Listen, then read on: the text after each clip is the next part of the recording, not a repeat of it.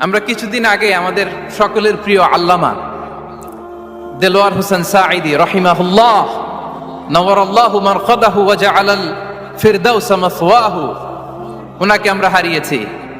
আমি যখন ওনার শোক বার্তা নিয়ে ফেসবুকে স্ট্যাটাস লিখি, কমেন্টে আমি এই আয়াতটা লিখেছিলাম, আমি খুঁজে পাচ্ছি না যে আমি কি দিয়ে এটার উপমা দিব, কি দিয়ে ওনার বিদায়ের উপমা আমি জানাবো। আমি খুঁজে পাচ্ছিলাম না কোনো আয়াত, তখন এই আয়াতটা লিখে আমি উপমা দিয়েছি। আল্লাহু আকবার। গোটা বিশ্বের মানুষ কেঁদেছে, গোটা বিশ্বের মানুষ গায়েবানা জানাজা পড়েছে, গোটা বিশ্বের মানুষ ওনাকে অশ্রুসিক্ত বিদায় দিয়েছে।